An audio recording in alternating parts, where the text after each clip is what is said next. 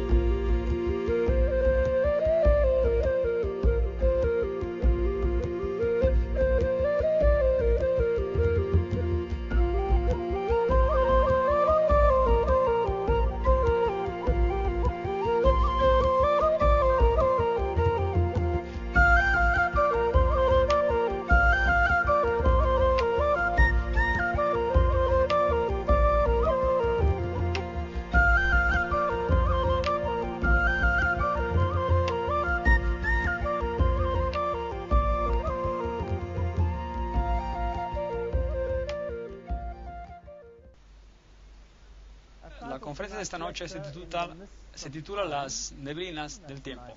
Y este es un bonito fondo nublado allí. Las neblinas del tiempo es una conferencia sobre Daniel capítulo 2. Yo soy Dios y no hay otro Dios, que anuncio lo por venir desde el principio y desde la antigüedad y lo que aún no era hecho. Isaías capítulo 46 versículos 9 y 10.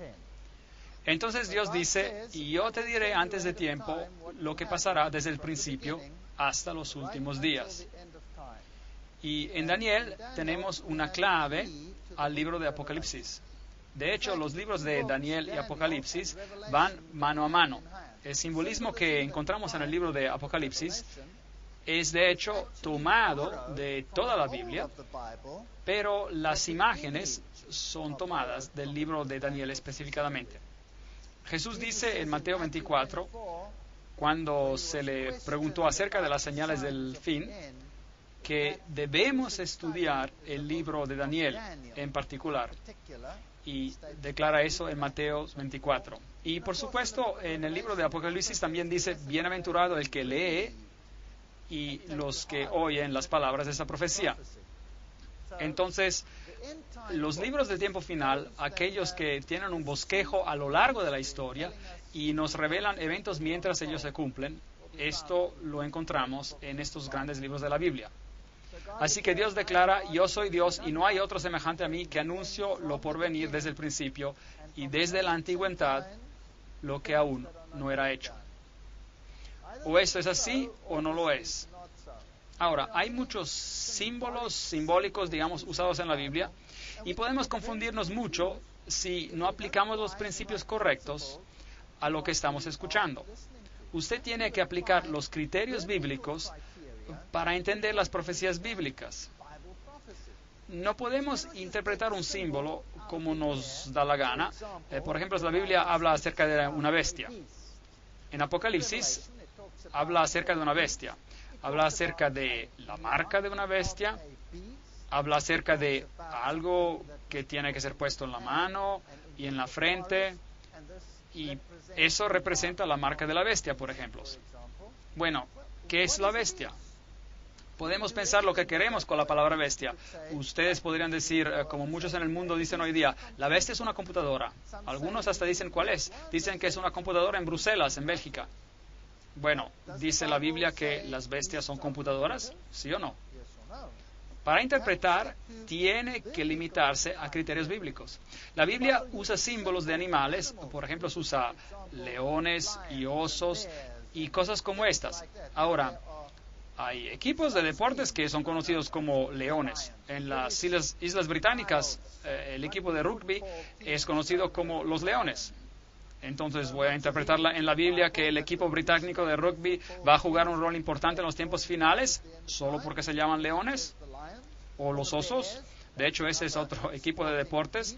¿Será eso un criterio? Claro que no. Tenemos que usar criterios bíblicos para poder tratar con símbolos bíblicos. Así que he juntado un pequeño diccionario de términos proféticos que están definidos en la Biblia. Y tenemos que usar la Biblia, las definiciones de la Biblia. Por ejemplo, linos blancos son justicia, Apocalipsis 19, verso 8. El lino blanco que vistes representa la justicia de los santos. Una trompeta o un viento son símbolos de guerra en la Biblia, Apocalipsis, Jeremías 49, 36. Ahora, eso en un sentido profético. Prostitución. Me pregunto cuántos sermones han sido predicados acerca de las mujeres libertinas y la prostitución y todas esas cosas cuando en verdad Dios usa la palabra prostituta en un sentido profético, refiriéndose a la idolatría, siendo infiel a Dios. Y hay un número de textos indicados aquí, los cuales muestran que la idolatría es prostitución. Dios dio también una lección enigmática para Israel. Tuvo un profeta que se casó con una prostituta para dar una ilustración sobre la infidelidad del pueblo de Israel hacia su Dios. Aguas y mares en la Biblia representan naciones cuando se está hablando en un sentido profético. Las aguas que viste son pueblos y naciones y multitudes y reyes. Apocalipsis 17, verso 5. Una mujer en la Biblia es una iglesia. Efesios 5, 22 a 24. Segunda de Corintios, Jeremías, Isaías, Oseas, Juan. Todos ellos se refieren a este simbolismo de una mujer representando a la iglesia. Cristo es el novio, la iglesia es la novia. Sión es un símbolo del pueblo de Dios. Isaías 51, 16. Y una bestia, en la Biblia, en sentido profético, es un reino. Daniel capítulo 7, verso 17 dice, y las bestias que vistes son reinos o reyes. Y un rey representa un reino. Entonces, no se está hablando de un equipo de fútbol o de una computadora, pero de un reino. Eso es. Así que si alguien tiene la marca de la bestia, entonces esta será la marca de un reino. Eso es lo que significa. No puede significar otra cosa. Tenemos que quedarnos con el significado de la Biblia. Un cuerno en la Biblia también representa un rey o un reino. Así que de un reino pueden levantarse un número de cuernos. Eso significa que el reino se desintegrará y muchos reinos se levantarán de ese reino. Una roca en la Biblia, la roca en la Biblia es Jesús. Eso es lo que cantamos en nuestro canto lema al comienzo. Ahora, hay una guerra entre el bien y el mal en este planeta. Y si alguien no cree en esto, prenda su televisión y échale un vistazo. Y verá que hay una guerra entre el bien y el mal. Hay una guerra sobre cada persona en este planeta, ya sea que lo reconozcamos o no. Ahora, una pequeña historia clave en la Biblia es Daniel, el capítulo 2, donde el rey Nabucodonosor tiene un sueño. Y este sueño, él sueña de ciertos eventos que se desarrollan, pero él se olvida del sueño. Y entonces se encuentra muy confundido y el profeta finalmente le explica el sueño. Y en ese sueño podemos informarnos sobre puntos muy interesantes de la historia y del tiempo. Ahora, Nabucodonosor también es conocido como Nabucodonosor, fue el fundador de la Gran Babilonia, el fundador original de Babilonia, por supuesto fue Nimrod, y luego la ciudad tuvo un periodo de grandeza bajo Hammurabi, y después Nabucodonosor la construyó haciéndola la gloria de los caldeos, la ciudad más grandiosa que jamás haya existido sobre la faz del planeta. Entonces, Nabucodonosor estaba muy orgulloso de sus logros personales.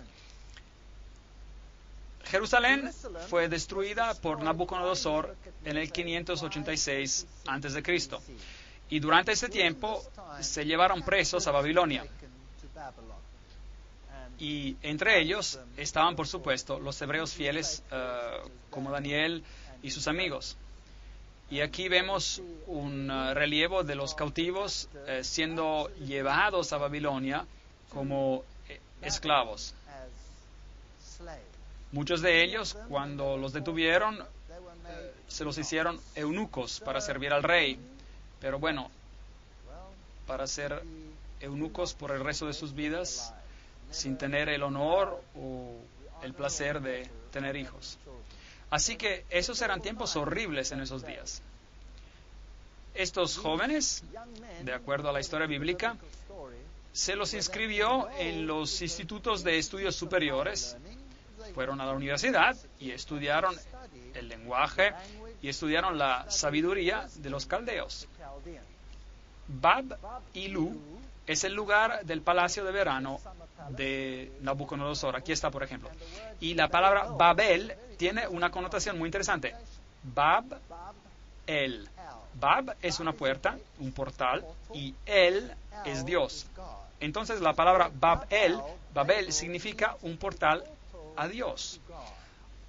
Ahora, la Biblia dice que hay alguien más que se llama a sí mismo la puerta, y ese es Jesucristo. Él dice, yo soy la puerta. Entonces Jesús está diciendo, yo soy el Bab, la puerta, el portal, por la cual uno debe entrar al reino de los cielos. Jesús dice, yo soy la puerta y nadie viene al Padre sino que por medio de mí. Entonces, Él es la puerta, la entrada al cielo. Bab-el representa otra entrada, otra puerta por donde uno trata de escalar al cielo por otro camino, otra puerta. Babilu es entonces también un portal. El rey era divino en los tiempos antiguos, aunque los reyes babilonios y los reyes asirios no se atrevieron a tanto. Ellos eran, por lo general, los sumos sacerdotes. Entonces, en Daniel capítulo 2 leemos, en el segundo reinado de Nabucodonosor, tuvo Nabucodonosor sueños. Ahora, aquí tenemos un problema. Inmediatamente tenemos un problema. Y los críticos de la alta crítica se divierten con versos como estos. Un poco de conocimiento es una cosa peligrosa. Entonces los críticos se quejan acerca de este texto, se quejaron, porque dice, en el segundo año del reinado de Nabucodonosor, pero entonces un poquito más adelante dice, en el tercer año del cautiverio de Daniel. Y Daniel había completado ya los 3 años de estudio cuando esto ocurrió. Y Nabucodonosor y estos cautivos empezaron al mismo tiempo. Entonces los críticos decían, bueno, ¿cómo puede ser posible? Nabucodonosor está en su segundo año de reinado y los otros están en su tercer año. La Biblia es absurda. ¿Cómo se pueden hacer simples errores como estos? Pero, por supuesto, no se dieron cuenta de los dos sistemas. El sistema hebreo de contar era totalmente diferente del sistema de Babilonia. Cuando un rey de Babilonia ascendía al trono, su primer año no era contado, era conocido como el año de ascensión. Entonces, el segundo año de su reinado, de acuerdo al sistema babilónico, es en realidad el tercer año. Y Dios no reconoce el sistema babilónico cuando habla acerca de los cautivos hebreos. Él mantiene su sistema, donde cualquier parte del año era considerado como un año completo. Cualquier parte de un día venía considerado como un día completo. Eso explica muchas cosas. Por ejemplo, la crucifixión, 3 días. Y cualquiera que quiera analizarlo dirá, espera un segundo, si Jesús murió un viernes al atardecer y él estuvo en su tumba durante el sábado y regresó a la vida en el primer día de la semana, eso no llega a ser 3 días con nuestra manera de calcular. Pero en el pensamiento hebreo, que era una forma de cómputo inclusivo, es decir, por cualquier parte del día se contaba como un día.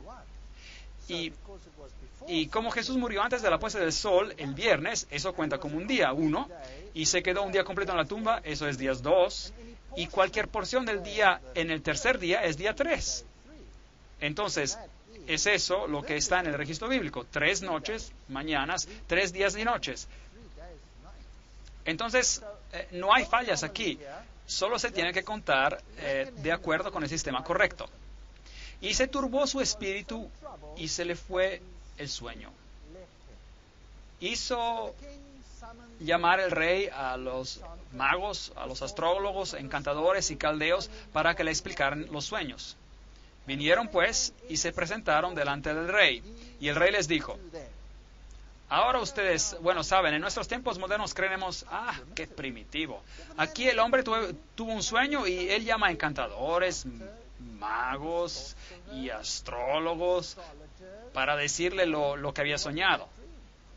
Ahora, eso es lo que hacían los reyes en los tiempos antiguos. Estaban rodeados por esos sabios, personas con información privilegiada, cultos y de buen conocimiento. Y cada una de esas categorías tenía una cierta función. El encantador, por medio de hechizos, descubriría lo del sueño. El mago era un ocultista profundo y usaría comunicación con el mundo del oculto para descubrir. El astrólogo miraría a las estrellas y le dirían lo que tenía que hacer. ¿Es una costumbre tan antigua o todavía sigue viviendo hoy en el día, en nuestro siglo? ¿Sí o no? ¿Presidentes en los Estados Unidos hacen uso de ese sistema? ¿Sí o no? Ronald Reagan no hacía ningún movimiento sin consultar a todas estas categorías. Y Nelson Mandela en Sudáfrica no da una movida sin que su Shamgormas venga y arroje sus huesos, los huesos, y los astrólogos le dicen lo que tiene que hacer. Y los reyes de Europa no son diferentes, ellos son ocultistas en ese sentido. Usted puede estudiar lo que hacen los reinos y lo que los reyes y reinas de Inglaterra hacen, por ejemplo, y cómo se comunican con el mundo de los espíritus para saber lo que deben hacer. ¿Acaso no consulta el príncipe Carlos el conde Mountbatten, que ya está muerto, cuando él tiene algo muy importante que hacer? Bueno, nada ha cambiado. No piensen que esas son costumbres antiguas, esas son costumbres presentes. Y los paralelos nos dicen que las cosas no han verdaderamente cambiado. Entonces, esas personas sabias vinieron al rey y él les dijo, he tenido un sueño y mi espíritu se ha turbado por saber el sueño. Daniel 2, 1-3. Y la King James, la versión antigua inglesa, dice, esta cosa se fue de mí, lo cual significa no me puedo acordar. No me acuerdo, pero sé que era vitalmente importante.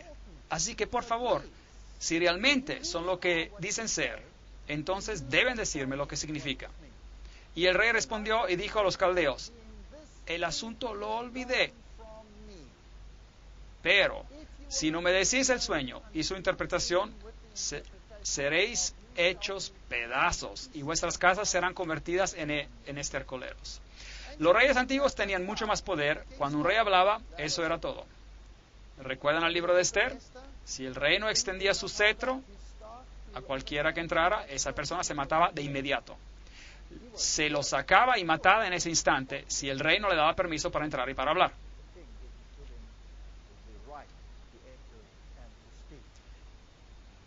El versículo 10 dice, los caldeos. Ahora, ¿quiénes son los caldeos? Los caldeos eran los eruditos, los que eran altamente educados, los astrónomos, los antes. Y tenemos caldeos hoy en día.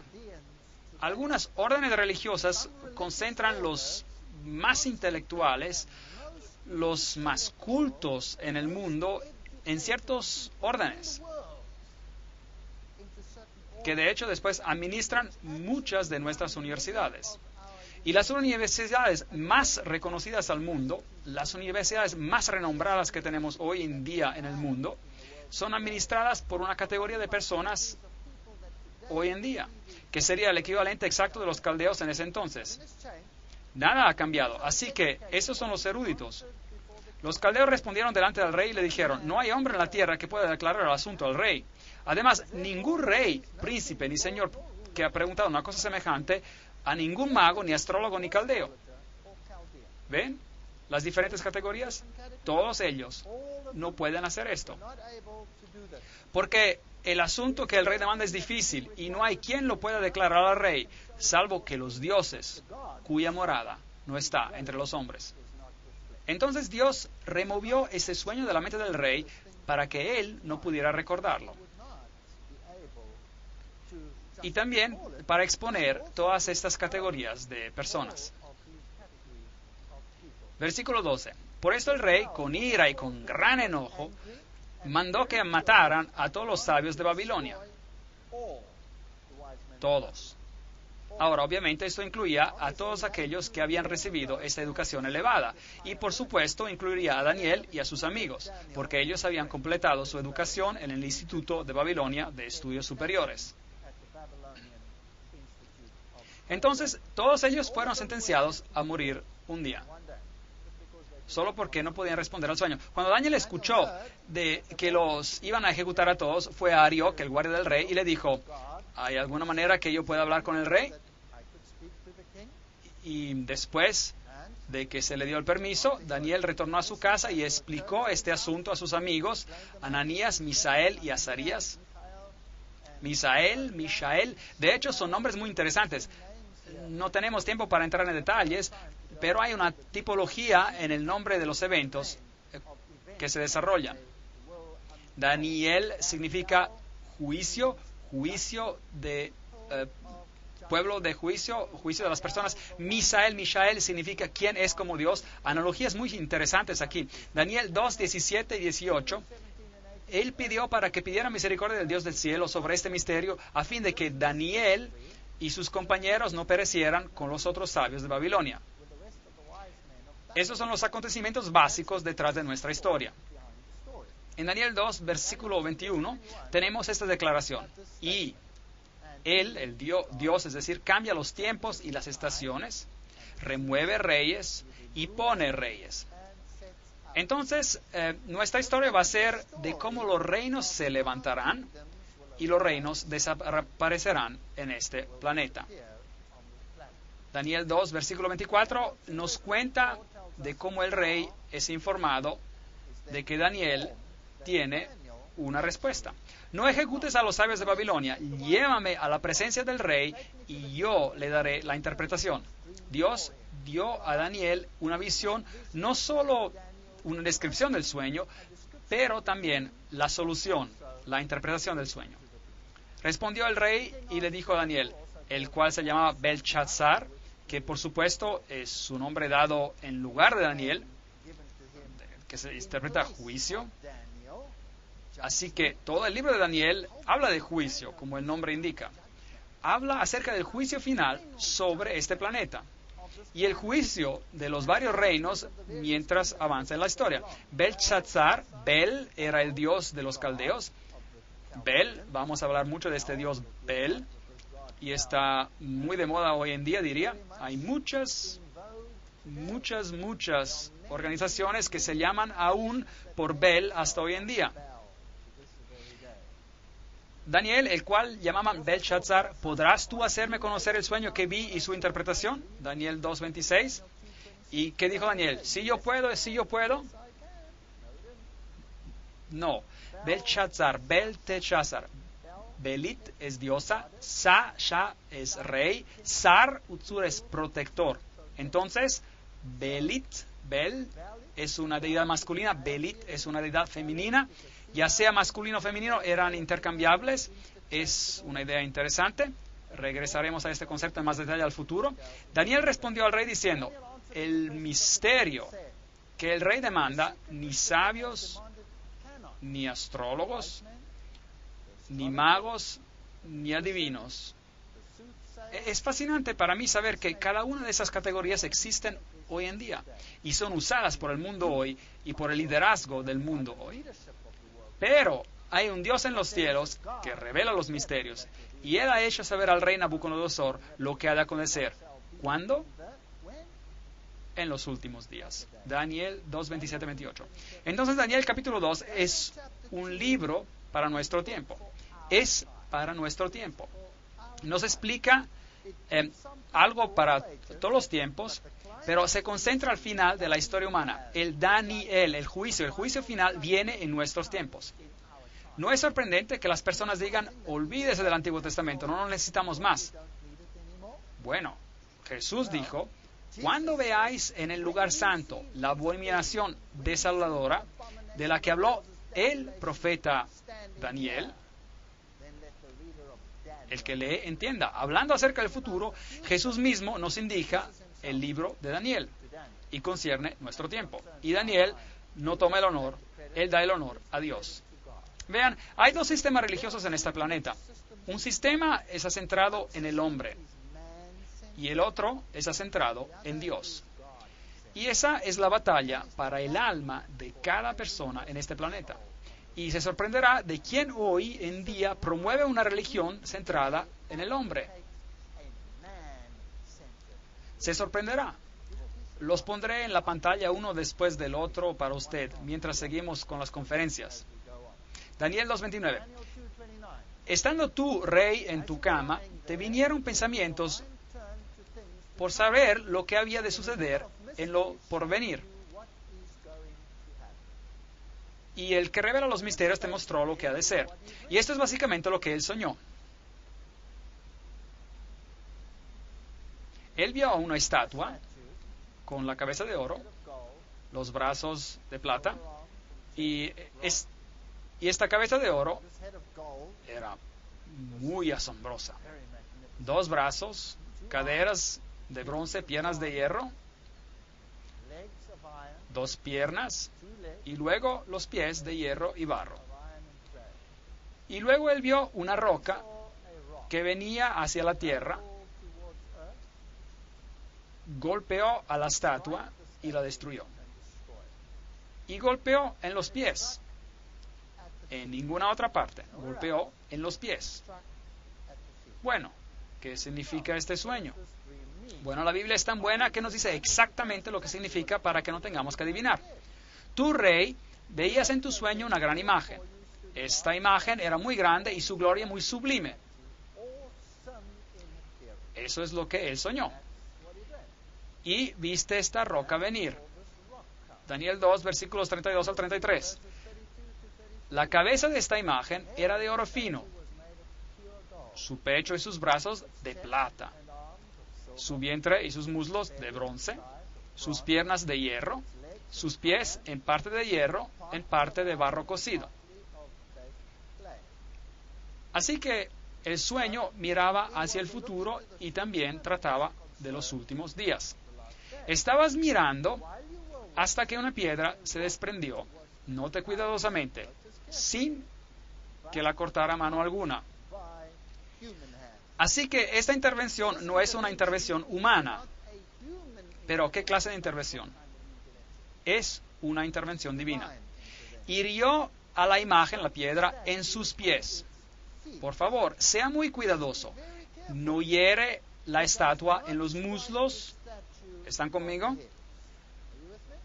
No hiere la estatua en la cadera. Ahora, ¿por qué enfatizo eso? ¿Acaso es importante?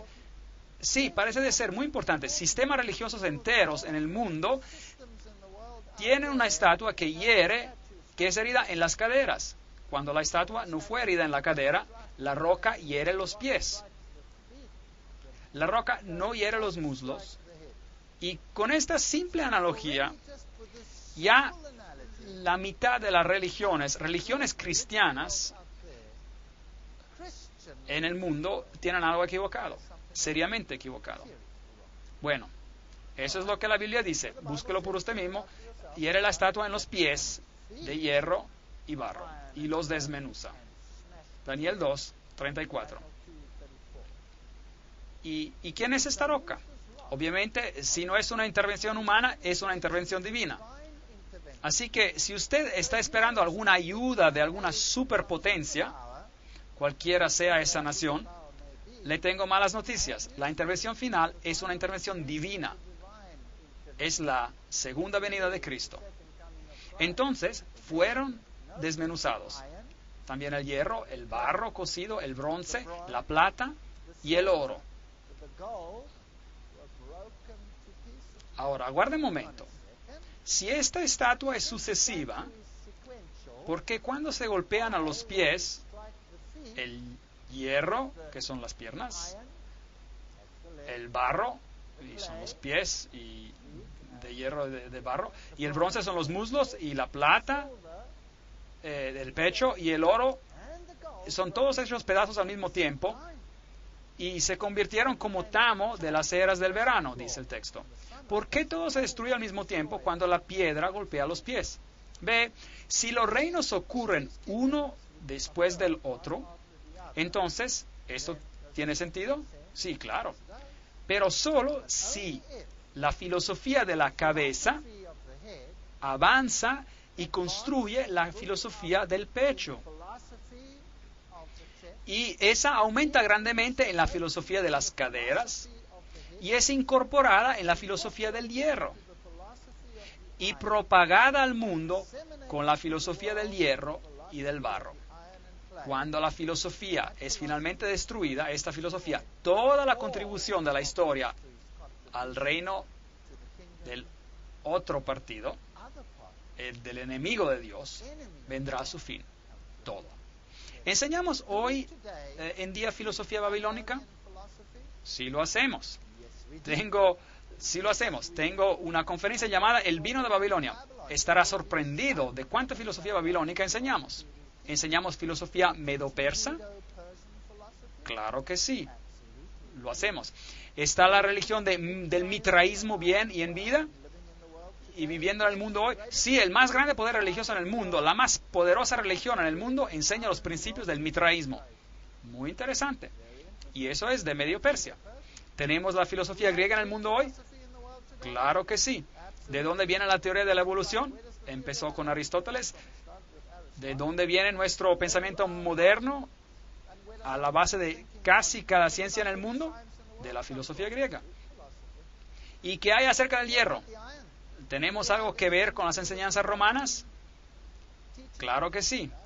Nuestro entero sistema judicial está basado en el pensamiento romano, que ha integrado las filosofías anteriores. Y los pies de hierro y barro son solamente los herederos del sistema que pasó anteriormente. Y se los llevó el viento sin que de ellos quedara rastro alguno. Esto es muy importante. El viento es un símbolo de guerra. Esta guerra final destruirá totalmente a los reinos de la tierra. Pero la roca que destruyó a la estatua se convirtió en una gran montaña. La montaña es un símbolo en la Biblia de un reino. ¿Y cuánto llenó la tierra? Toda la tierra. No habrá naciones diferentes como las que tenemos hoy. Así que usted tiene sus esperanzas en una de ellas, de estas naciones, olvídelo. Esta profecía dice que no. Daniel 2, 35. Isaías 65, 17. Porque he aquí que yo crea nuevos cielos y nueva tierra. De lo pasado no habrá ni memoria, ni vendrá el pensamiento. Y luego Daniel interpreta el sueño. Tu rey, y él era el rey de Babilonia, él representaba a Babilonia, era rey de reyes. Muy interesante ese detalle aquí en la Biblia.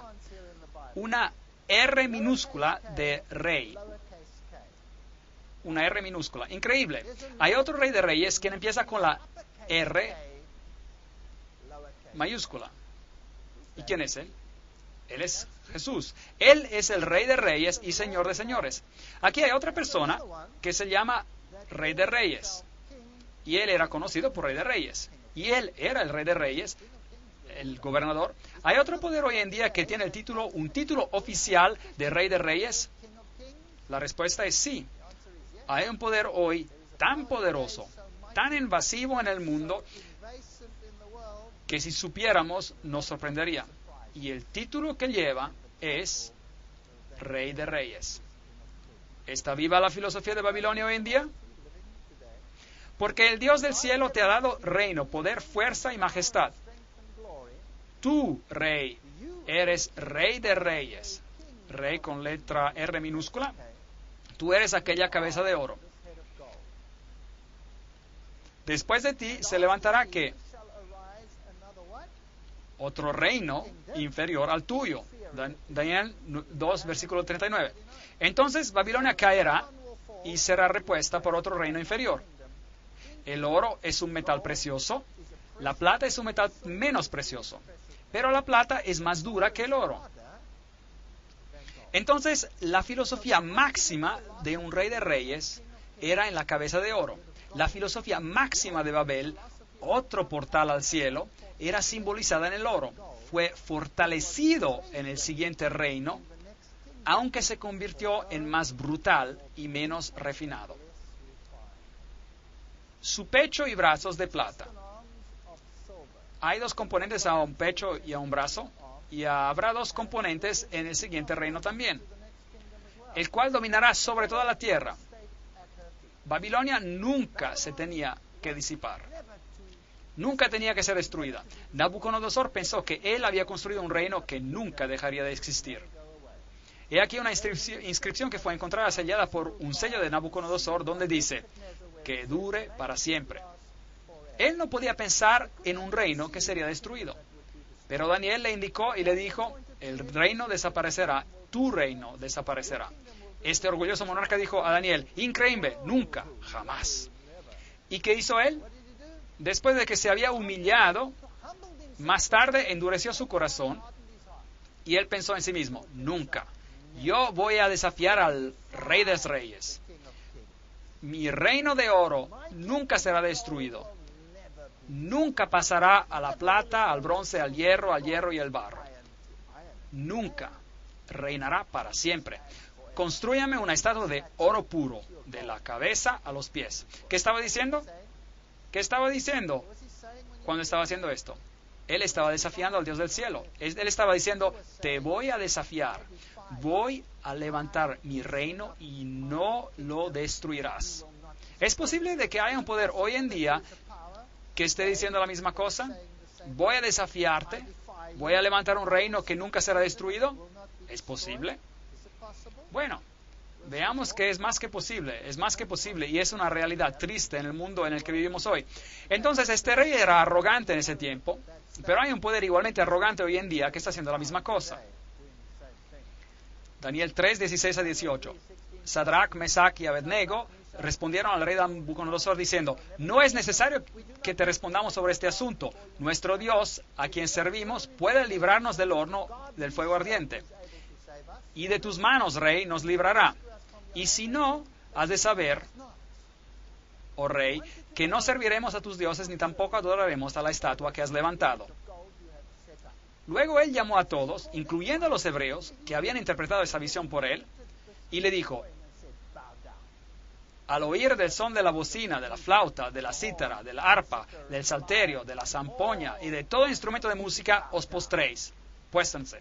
¿Es usada la música hoy en día para juntar a las naciones, sí o no? ¿Sí o no? Sí, increíble, claro que sí. Así que los tres dijeron, no nos prostraremos, aunque Dios no nos ayude, no nos prostraremos. ¿Quién más dijo eso? Job lo hizo. Job tenía esa clase de fe. Job dijo, aunque me matara, le serviré. Increíble, es grandioso. Entonces, ellos fueron arrojados al horno de fuego, ¿y qué pasó? Las sogas se quemaron, y los soldados que los arrojaron se quemaron a muerte. Y Daniel 3:26, entonces Nabucodonosor se acercó a la puerta del horno del fuego ardiente y dijo, Sadrach, Mesach y Abednego, siervos del Dios Altísimo, salid y venid. Porque cuando el rey vio a una cuarta persona entre ellos, ¿y a quién vio? La versión antigua inglesa dice, alguien como el Hijo de Dios. Y las otras versiones vieron a alguien que parecía como un hijo de dioses. Gran diferencia entre las dos traducciones. Daniel 3:28, y Nabucodonosor dijo, bendito sea el Dios de Sadrach, Mesach y Abednego, que envió a su ángel y libró a sus siervos que confiaron en él, los cuales no cumplieron el edicto del rey y entregaron a sus cuerpos antes de servir y adorar a otro Dios que su Dios. Entonces la historia nos cuenta de que Nabucodonosor fue humillado. ¿Sabía que Nabucodonosor es el único rey pagano que tuvo el privilegio de escribir un capítulo en la Biblia? Increíble. Él escribió un capítulo en la Biblia, la historia de su conversión. Léalo en el libro de Daniel. Y creo que Nabucodonosor estará en el cielo algún día, porque se convirtió y su orgullo se humilló. Pero esto es como se veía, era una ciudad magnífica. Aquí está el emblema de Babilonia, el león, jardines colgantes. Él los construyó para su esposa Amuea, quien deseaba montañas.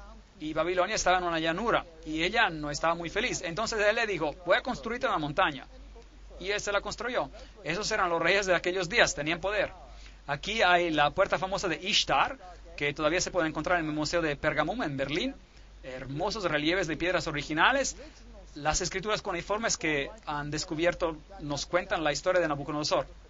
Estos portales los adorné con hermosura para que sean el asombro de multitudes de personas. Dicen las escrituras, para el asombro de los hombres he construido esta casa. Nabonidus, ahora, ¿quién era Nabonidus? Era el padre. Y a Belshazzar, el hijo exaltado, la ofrenda de mi cuerpo. ¿El padre de quién? De Belshazzar. ¿No es interesante? Vea, los críticos observaron otra vez. La Biblia habla acerca del último rey de Babilonia como Belshazzar. Y estos críticos decían, está mal, él no era el rey. Nabonidus era el rey. Lo que no se dieron cuenta, no teniendo las escrituras cuneiformes para descifrar a esa etapa, era que Nabonidus se había retirado a una vida religiosa. Él era un hombre altamente religioso y servía entre los sacerdotes de Babilonia. Y le concedió el gobierno a su hijo.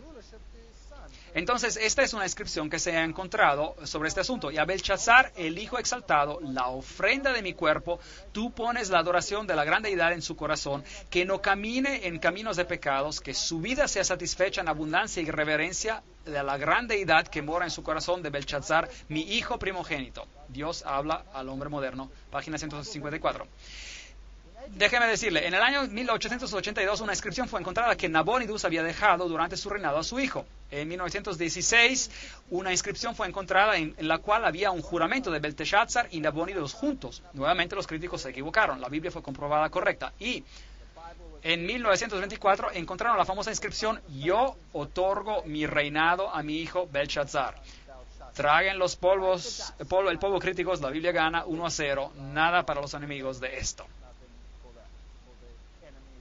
Y luego la escritura apareció en la pared y escuchamos la historia del viejo profeta Daniel que fue llamado para interpretar la escritura en la pared. Mene, contó Dios tu reino y le ha puesto fin, Belshazzar, y lo ha terminado. Tekel, pesado ha sido en las balanzas y ha fallado, y has hallado falto. Peres, tu reino ha sido dividido y dado a los medos y los persas. Muy interesante, dos brazos, medos y persas. Y el profeta interpreta una escritura escrita por un dedo en la pared. ¿Sabía que en la Biblia hay solo 4 veces cuando Dios escribe con su dedo? La primera vez, Él escribe los 10 mandamientos con su dedo. Eso dice la Biblia. Y los escribió en 2 tablas de piedra, y luego Moisés las quebrantó cuando bajó y encontró a los israelitas en idolatría, y luego labró a nuevas piedras, y nuevamente Dios escribió con su dedo lo que él había escrito en las primeras tablas. Y luego aquí en Babilonia, a la caída de Babilonia, Dios escribió con su dedo. Entonces Dios quería asegurarse de que todos se dieran cuenta de que Él traería a Babilonia a su fin. Lo escribió con su dedo. Y en el tiempo del fin, la Biblia nos dice que hay otro rey de Babilonia, en el libro de Apocalipsis, el cual vendrá también a su fin. De la misma manera. ¿Y cuál es la cuarta vez cuando Dios escribe con su dedo? Jesús escribió con su dedo en la arena. Interesante. Ese es el único registro que tenemos de Jesús escribiendo algo con su dedo. Babilonia no quiere. Jeremías 51:9. Curamos a Babilonia, pero no ha sanado. Apocalipsis 2:21. Yo le he dado tiempo para que se arrepienta, pero no quiere arrepentirse. Hay una Babilonia antigua y hay una Babilonia moderna. ¿Quién es la Babilonia moderna? La Biblia nombra a Ciro 150 años antes de su nacimiento. El profeta Isaías en el capítulo 45 dice: así dice Jehová a su ungido, a Ciro, al cual tomé yo por su mano derecha para sujetar naciones delante de él y a desatar lomos de reyes, para abrir puertas delante de él, puertas que no cerrarán. Isaías 45:1. La Biblia predice que este rey Ciro vendría y liberaría.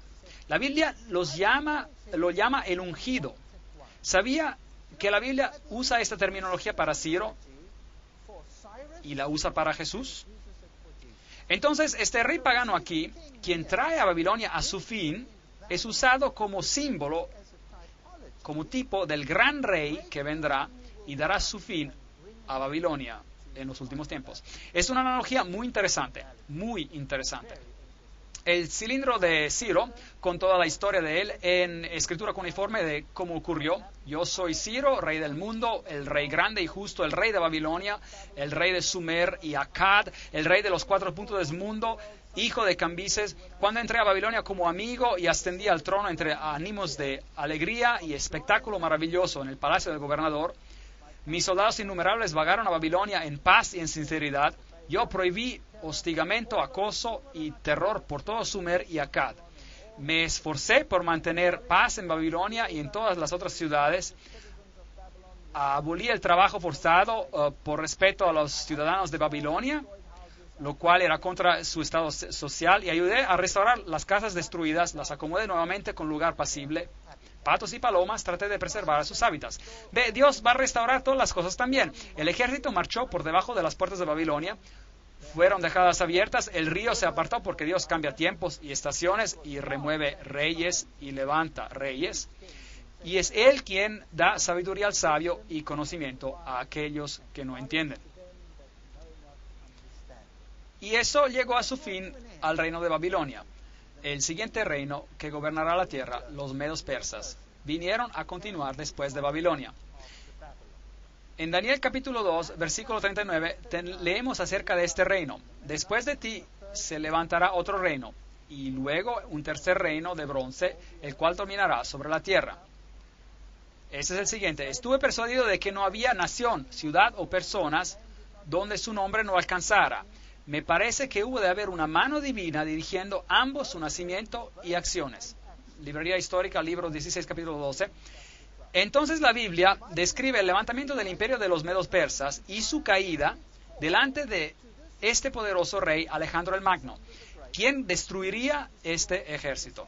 Sabía que Alejandro derrotó a los medos persas con un ejército de solo 45,000 soldados, y los medos persas tenían un ejército de 1,000,000 de soldados. Él los aplastó. Él era un gran estratega y sabía exactamente lo que estaba haciendo. Así que el imperio griego siguió después del imperio medo-persa. Y el imperio de los medo-persas añadió a la región de Babilonia. Tomó la región de Babilonia, la refinó en el sistema mitraico, el cual se pasó a la siguiente generación. Y el mitraísmo luego reaparece más tarde en prominencia dentro de la religión de la élite de Roma. Historia muy interesante. Pero la filosofía de los griegos es la gran fundación para muchas filosofías en el mundo hoy. Entonces los griegos siguen después del imperio de los medo-persas. Finalmente, después del imperio griego, Daniel 2:40, y el cuarto reino será fuerte como el hierro. Ahora, si miramos a los soldados a cómo estaban en los días antiguos, Grecia y Roma, son una comparación muy interesante. Aquí está la armadura de los soldados griegos. Note que son de bronce. Esa es su armadura, usaban bronce. Y luego vino el soldado romano. Aquí hay un legionario romano. ¿Y cuál era su armadura? Hierro. ¿No es interesante? Hasta este simbolismo es fascinante. Entonces cambiamos de bronce a hierro y el legionario tenía una armadura fantástica.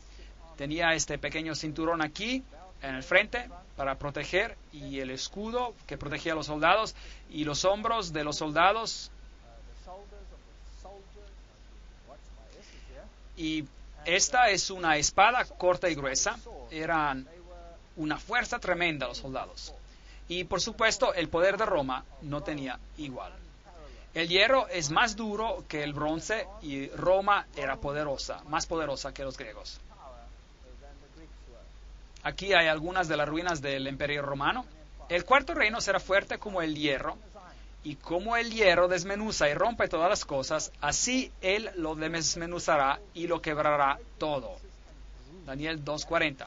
Entonces, ese es un reino cruel. ¿Fueron los romanos particularmente crueles? ¿Qué hacían con los que disentían con ellos? ¿Qué les pasaba? Los crucificaban. Algo muy duro. En la caída de Jerusalén, por millas, kilómetros, había crucificados tras crucificados. Todos venían crucificados. Nadie se metía con Roma. El 22 de junio del 168 a.C., en la batalla de Pydna, Percus, el rey de Macedonia, fue completamente derrotado por los ejércitos de Roma. En ese día pereció el imperio de Alejandro Magno, 144 años después de su muerte. Así que ahí pereció.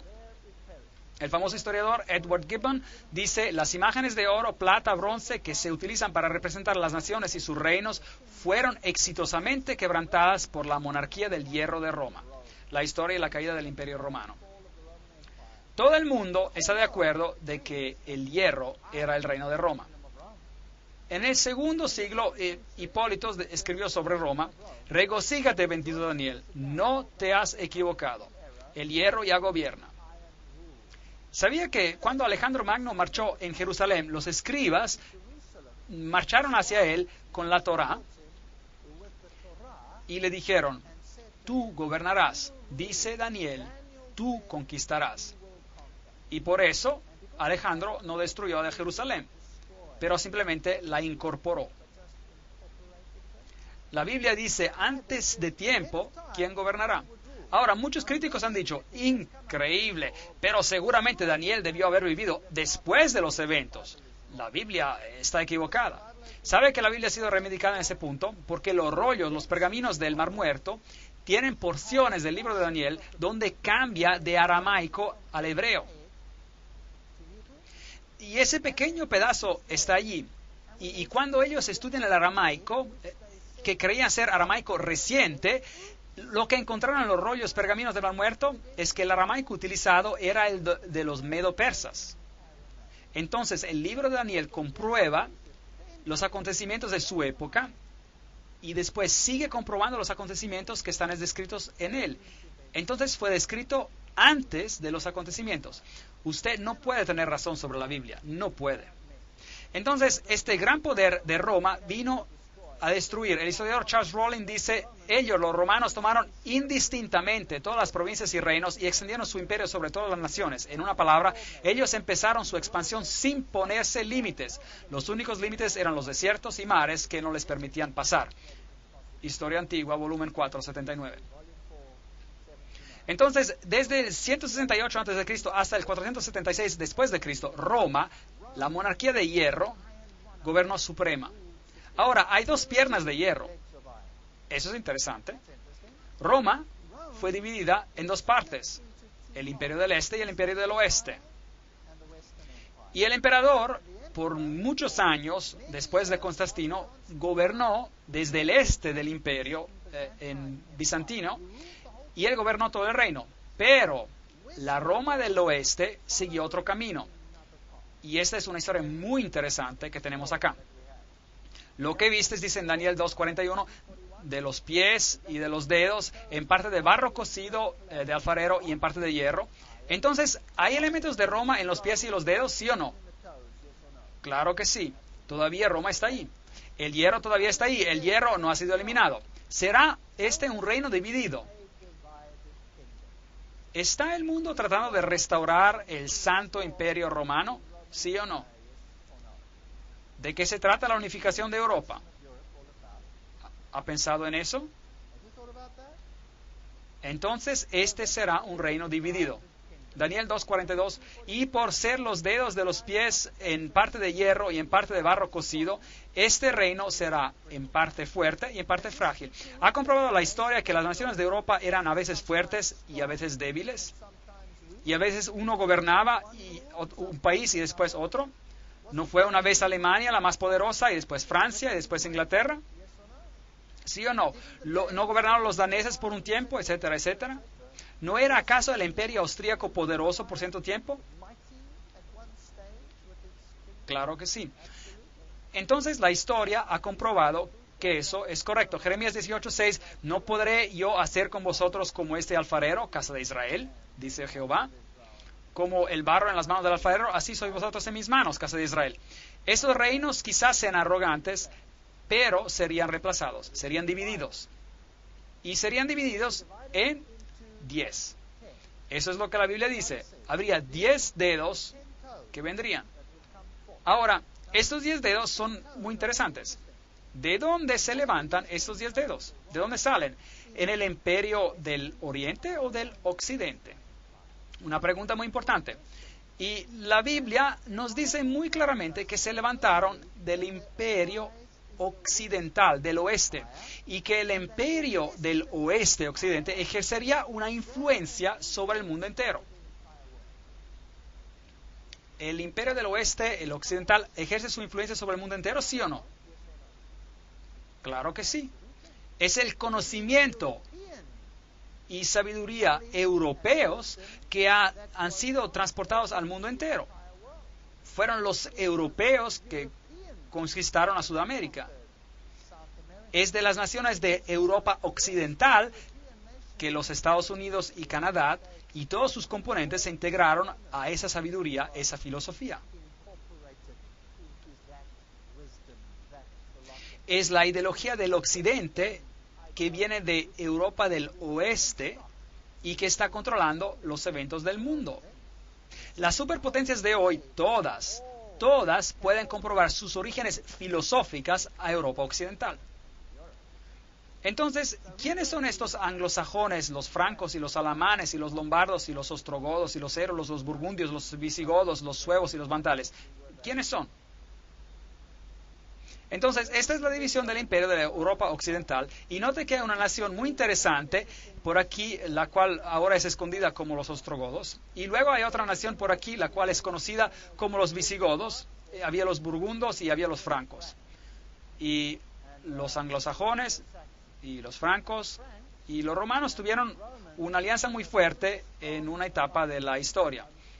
Los ostrogodos y los visigodos tenían una religión un poco diferente que el resto de Europa. Y hubo muchas guerras que fueron peleadas sobre este asunto. Entonces los alamanes hoy son los alemanes son los remanentes de los alemanes, los suizos son los burgundios, los franceses son los francos, los italianos son los lombardos, los ingleses son los sajones, los portugueses son los suevos, los españoles son los visigodos. Pero 3 de ellos, los érulos, los vándales y los ostrogodos, son extinguidos. Desaparecieron. Se los quitó del mapa. Los ostrogodos, los últimos en desaparecer, una nación muy poderosa que controlaba todos los eventos en Roma, gobernaron sobre Roma misma. Los visigodos estaban en España y tenían una religión un poco distinta. Hubo muchas guerras peleadas en España. España fue dividida, terriblemente dividida, en la mitad entre el norte y el sur. Y hubo derramamiento de sangre terrible en España. Pero los érulos y los vándales y los ostrogodos fueron totalmente destruidos. La historia trata de decirnos que estos 3 pueblos fueron destruidos porque tenían una filosofía ariana, que significa que ellos propagaban la idea de que Cristo no tenía divinidad y que por eso fueron destruidos. Pero solo tenemos información de una fuente. Todos sus escritos, todo lo que escribieron fue destruido. Todas sus librerías han sido destruidas. Así que realmente no sabemos en qué creían. De hecho, los ostrogodos probablemente recibieron su religión de Palestina y tenían una forma muy pura de cristianismo basado en la Biblia. Y es por eso que fueron destruidos. Pero no tengo tiempo para entrar a ese punto. Eso tomaría toda una conferencia, unas cuantas conferencias solo para este asunto. Así que concentremos en esta profecía. Así que como viste el hierro mezclado con barro, así se mezclarán por medio de alianzas humanas.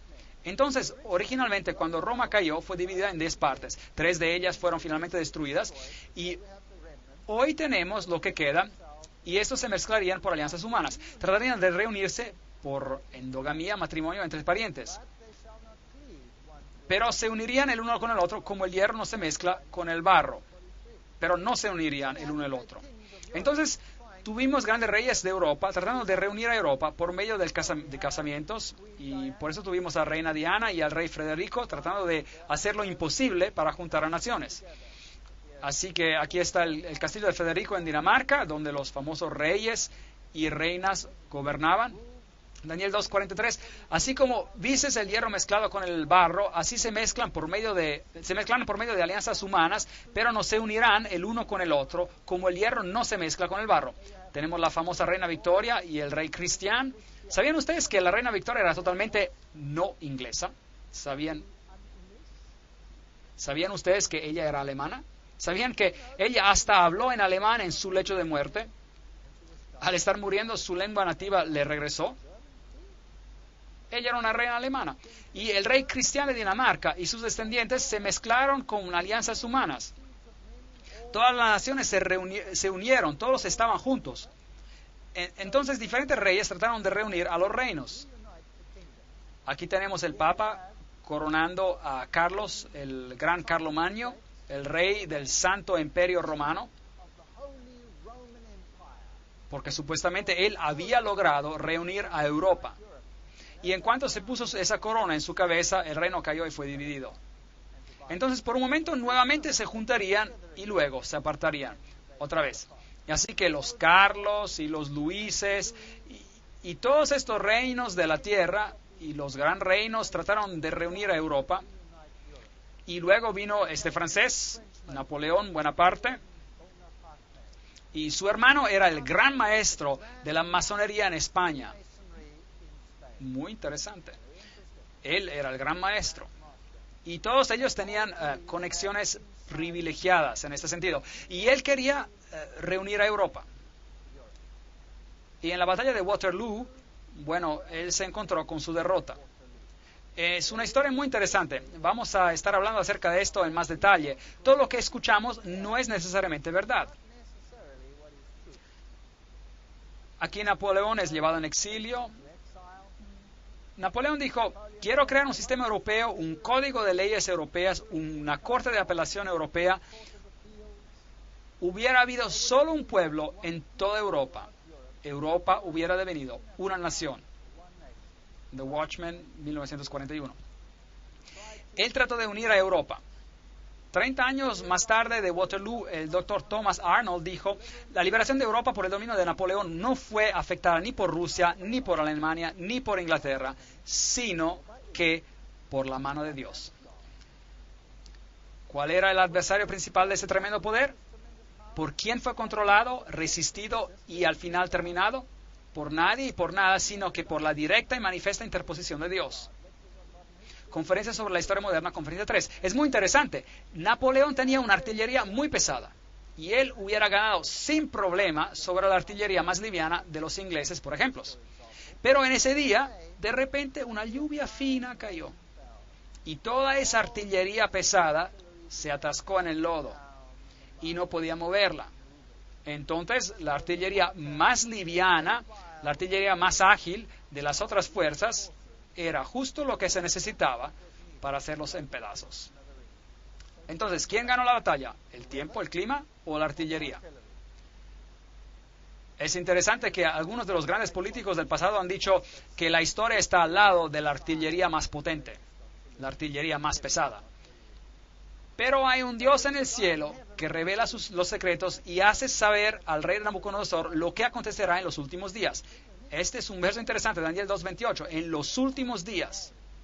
Bueno, si lee la Biblia, si lee Lucas y Mateos 24, por ejemplo, Lucas capítulo 21, verá que los eventos y cómo acontecen, como un reino después de otro hará guerra, y en los eventos finales serán nación contra nación, reino contra reino, guerra, hambre y toda clase de cosas. Corazones aterrorizados. Eso es lo que la Biblia dice. Y el siguiente evento será, dice Mateo 24 y Lucas 21, la venida de Cristo en gloria. La piedra que pondrá fin a todos los reinos terrenales. Bueno, este era el emperador Guillermo, y él trató de poner fin a la división de Europa. Y aquí hay una historia verdadera muy interesante.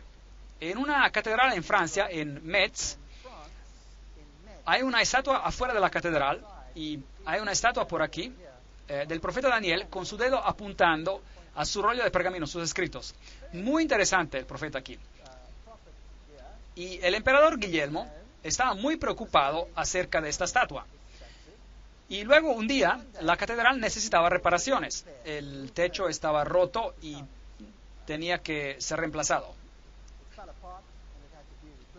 Y entonces le pidieron al emperador Guillermo por dinero para reparar la catedral. Y el emperador Guillermo dijo lo siguiente. Él dijo, ustedes tienen una estatua de Daniel enfrente de la catedral. Y entonces obviamente él sabía lo que Daniel había dicho. Y obviamente estaba fastidiado con esa profecía. Entonces les dijo, les daré el dinero para reparar su catedral si remueven la cabeza de la estatua. Ahora, recuérdense que esas estatuas están hechas por secciones. Y pongan mi cabeza encima de esta estatua. ¿Ustedes creen que lo hicieron? Eso es historia. Usted puede comprobarlo. ¿Piensa que lo hicieron? Sí lo hicieron. Ellos lo hicieron. Y ellos pusieron la cabeza de Daniel original, en sus archivos, y él les renovó el techo. Y luego, por un tiempo, la cabeza del emperador Guillermo estuvo sobre la estatua. ¿Y qué quería decir con esto? Él era como el Nabucodonosor de los tiempos antiguos. Él estaba diciendo, no me importa lo que dijo su profeta, yo lo lograré. ¿No era eso lo que estaba diciendo? No me importa lo que dice el profeta, yo lo lograré. Historia fascinante. Bueno, aquí ya está muerto, pero este no es él, ese es su perro. El texto dice en alemán, Senta begleitete seine Majestät den Kaiser im Weltkrieg 1914 bis 1918. Y traducido, su perro acompañó al emperador durante la Primera Guerra Mundial, 1914 hasta el 1918. Y después de él se levantaría otro. Daniel 2:21, él muda los tiempos y las edades, quita reyes y pone reyes. Y si tú, emperador Guillermo, piensas que puedes poner tu cabeza en la estatua de Daniel diciendo, yo lo lograré a mi manera, y su Dios no podrá hacer nada sobre esto, te vas a morir y no lo lograrás. Y hay el resto de la historia. Ahora, esa historia es muy fascinante. Aquí había otro hombre. ¿Usted cree que entendía las profecías de Daniel? ¿Usted cree que estaba interesado? Adolf Hitler estaba interesado en el mundo del oculto como nadie ante él. Había dos quienes estaban muy interesados en el mundo del oculto. Uno era Napoleón. Napoleón, de hecho, envió toda una división de su ejército a Egipto para encontrar algo de la origen del poder de Faraón que arrojó su vara y que se convirtió en serpientes. ¿Sabían esto? Y es Francia quien descubrió ¿qué? En Egipto, ¿qué? La piedra Rosetta, por medio de la cual todos los jeroglíficos han sido descifrados. ¿No es esta una historia asombrante? Y ellos estudiaron los secretos del poder de los egipcios, y en el mundo oculto, estos conocimientos han sido incorporados en los libros herméticos. Ellos estudiaron el origen de Ham, de Hermes, del hijo de Her y del hijo de Ham, y el conocimiento oculto, y compilaron un número de volúmenes, grandes volúmenes, sobre la historia de Egipto. Este hombre de aquí era un ocultista del más alto rango. Él era un iniciado, un iluminado en el sistema del oculto. ¿Sabían que la entera SS fue construida sobre principios ocultos? ¿Sabían eso? Y no es interesante que él envió una división entera ¿a dónde? A Egipto. Y que los arqueólogos alemanes fueron los que hicieron las grandes excavaciones bajo la protección del general Rommel. Y allí el conocimiento privilegiado se juntó sobre los principios ocultos. Principios que rigen muchos de los reyes y gobernadores de hoy. Vamos a hablar acerca de algunas cosas muy interesantes en esas conferencias. Adolf Hitler sabía acerca de la profecía de Daniel. ¿Cómo sabemos? Él dio una instrucción interesante. Él contactó a la catedral de Metz, en Francia, y dijo, ¿se acuerdan que ustedes tienen la cabeza del emperador Guillermo en esa estatua? Sáquenla. Pongan la cabeza de Daniel de vuelta. ¿Qué estaba diciendo? ¿Qué estaba diciendo? La cabeza de Daniel se regresó a la estatua. Él estaba diciendo, con o sin esa cabeza, yo lo lograré. Increíble. Qué cosa más fascinante. La historia es más interesante de lo que creemos. Realmente sí lo es. Si hace un estudio del mundo oculto y de cómo ha influenciado a nuestros grandes líderes políticos en el pasado, se sorprenderá. Y aquí Adolf Hitler llegó al poder.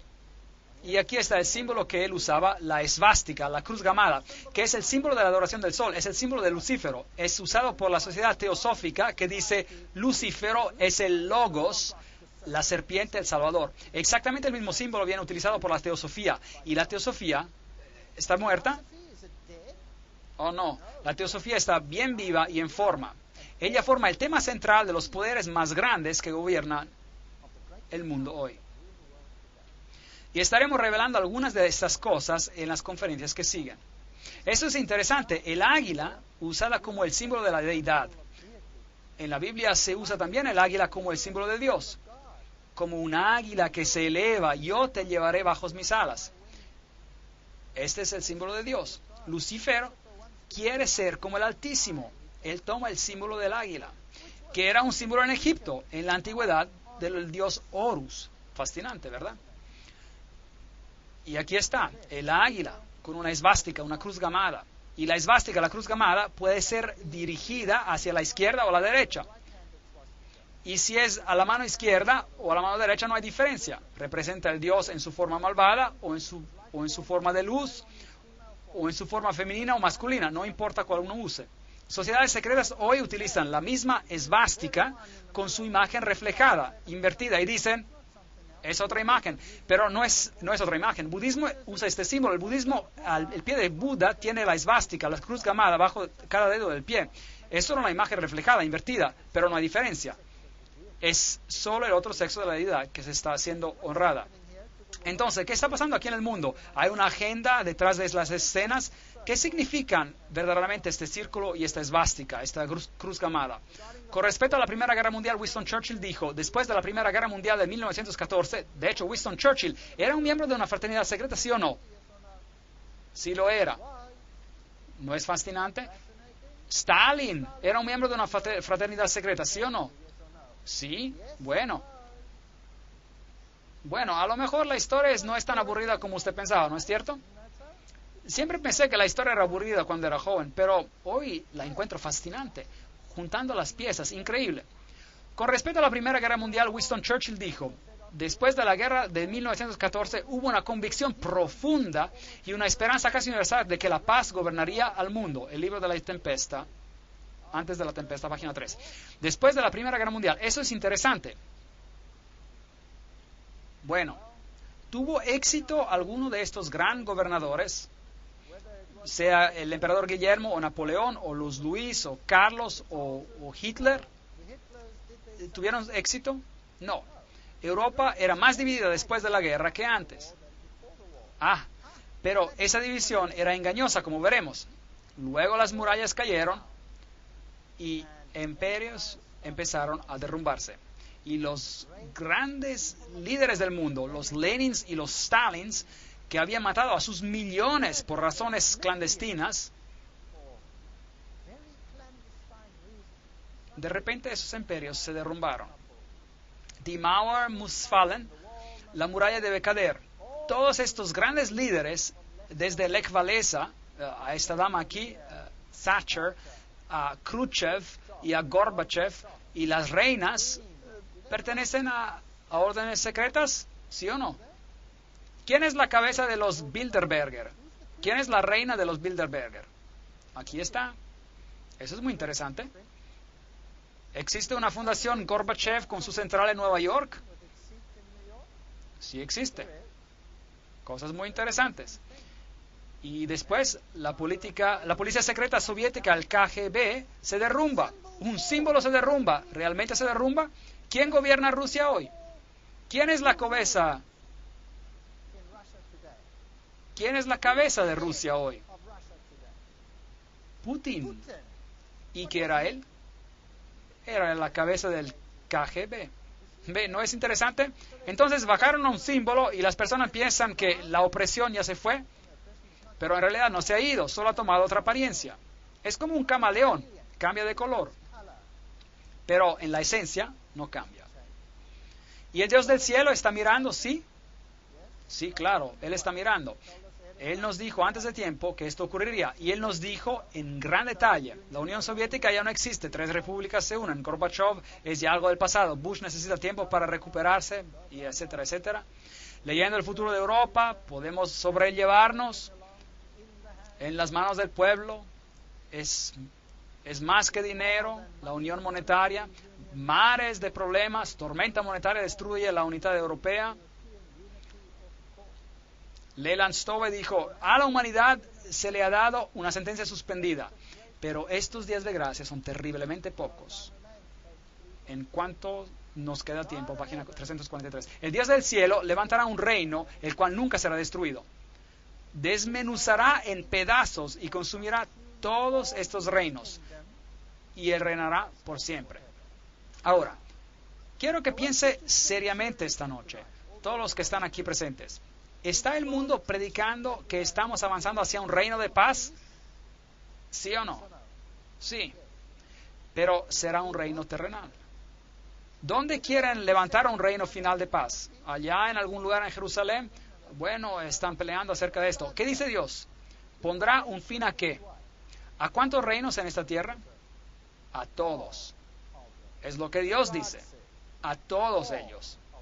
Y Él establecerá su reino. ¿Usted cree que Él necesita los ejércitos del mundo para lograrlo? Todos los que cayeran en esta piedra serán quebrantados. Y sobre quien ella caere, la piedra, le desmenuzará. Es lo que la Biblia dice. Porque enjugará Dios toda lágrima de los ojos de ellos, y ya no habrá más muerte, ni habrá más llanto, ni clamor, ni dolor, porque las primeras cosas ya pasaron. Apocalipsis 21:4. No debemos ser engañados creyendo que los poderes de esta tierra van a conseguir el objetivo por el cual están peleando. No lo lograrán. Llegarán a su fin. Parecerá como si casi llegaron a lograrlo. ¿Cómo sabemos eso? Porque la Biblia lo dice. La Biblia dice, cuando digan paz, paz, ¿cuándo dirán eso las naciones? Cuando parezca que hayan logrado su objetivo, ¿no es cierto? ¿Qué dice la Biblia que acontecerá? Una destrucción repentina. ¿Y de dónde vendrá esa destrucción? Vendrá de Dios. ¿Y por qué el Dios del cielo tiene que intervenir para destruir esa unidad final? ¿Por qué tendría que hacer eso? Porque es una unidad basada sobre un sistema oculto. Es una unidad contra Dios. Es una unidad de anticristos contra Cristo. Es una cosa de miedo. El mundo está terriblemente engañado hoy. Necesitamos estudiar esas profecías cuidadosamente y analizarlas y aclararlas para ver matices más finos, para que no seamos engañados como un predicador que se para y dice a lo mejor, el anticristo vivió en el pasado, él era un rey griego, su nombre era Antíoco Epifanios el cuarto, pero él fue destruido por una roca. Pero la roca golpea los pies, no golpea los muslos, no golpeó a ningún rey griego. Daniel capítulo 8, Daniel capítulo 9. Cuidado cómo interpretamos la profecía. No podemos dar una vuelta equivocada a estos asuntos. Cristo retornará, la roca de todos los siglos. Versículo 35. Y la piedra que golpeó la imagen devino una grande montaña. Y la montaña, la Biblia, es un reino. Y llenó toda la tierra. Dios mismo levantará un reino. El sueño es verdadero y fiel su interpretación. Daniel 2:45. Esta noche hablamos de muy pocos detalles, pero hemos tenido un bosquejo relativamente exacto de la historia. ¿Y estarían de acuerdo en decir de que Daniel fue exacto? ¿Sí o no? Claro que sí. Daniel fue exacto. Ahora les tengo malas noticias. Noticias terriblemente tristes para usted. Daniel va a tomar el mismo cuadro, el cuadro de esta noche, es como una ilustración que le daría usted a un niño para colorear. Es solo el perfil. Y luego se le da al niño crayones, colores, y se le dice que coloree la ilustración. Ahora, en nuestra siguiente conferencia estudiaremos Daniel capítulo 7. Y vamos a colorear la ilustración, así por decir. Y luego el asunto se vuelve temeroso porque veremos quién realmente es el poder y algunos de nosotros serán lastimados. Algunos de nosotros nos quedaremos chocados, sorprendidos. Algunos de nosotros a lo mejor dirán, nunca más quiero escuchar algo sobre esto. Pero les animo a que sigan viniendo porque hay una solución fascinante a esto. ¿Sabía que el libro de Apocalipsis toma esta última gran batalla entre el bien y el mal? Que de hecho es una batalla secreta. Es una batalla secreta. ¿Sabían que las primeras palabras que Jesús usó cuando le preguntaron cuáles serán las señales de tu venida y del fin del mundo? La primera cosa que él dijo fue, cuidado, que nadie os engañe. El engaño es el nombre del juego. Es como funciona. Hay lobos vestidos en pieles de ovejas engañando al pueblo de Dios. ¿Está el mundo siendo guiado a un camino lleno de flores, fielmente siguiendo y pensando que está haciendo algo bueno, cuando en realidad están siendo guiados al foso del infierno? ¿Es posible? Si creemos en los profetas y si los estudiamos cuidadosamente, y aunque duela, y créanme, yo he estado al otro lado del asunto, y cuando estudié la profecía me dolió, y mi familia se quedó dolida, y hubo baldes de lágrima. Y ahora tengo baldes de esperanza, porque Dios me ha mostrado, y ha mostrado a todos en el mundo, por medio de su palabra, y la palabra es el único lugar donde podemos encontrar esperanza, que hay esperanza. Pero Él también ha dado un bosquejo sobre el engaño de nuestro tiempo, y debemos saberlo. Hay un pequeño grupo de personas aquí esta noche, muy pequeño grupo de personas. Todo el mundo necesita saber lo que es esta decepción. Entonces me gustaría animarles para que traigan a sus amigos y, como dice la parábola de Jesús, salgan a salidas de los caminos, a los caminos poco frecuentados, inviten a las personas a esta fiesta de las bodas del Cordero. No muchos ricos, no muchos sabios, no muchos de alta reputación lo escucharán, pero vaya por todos sitios y tráigalos aquí y estudiemos estas profecías. Y yo les hago una promesa solemne. Si hablo de cualquier cosa que está contraria con la palabra de Dios, váyase. Si no está según la palabra, váyase. Compruebe cada palabra que digo. Ponga todo a prueba. Use la palabra de Dios como filtro para lo que yo digo. Y si usted me puede mostrar que estoy equivocado, cambiaré. Lo prometo. Yo no quiero hacer nada que no esté en línea con la voluntad de Dios. Ese es mi reto. Vamos a atenernos a la palabra de Dios y veremos exactamente lo que está pasando en nuestros tiempos. Es más temeroso de lo que usted piense. Pero tenemos una esperanza, porque el Dios del cielo levantará un reino que nunca será destruido. Y estamos justo frente a la puerta. Y me gustaría que usted sea parte de ese reino. Que todos, y que Dios los bendiga y los guarde hasta que nos juntemos para colorear el episodio de Daniel, capítulo 7.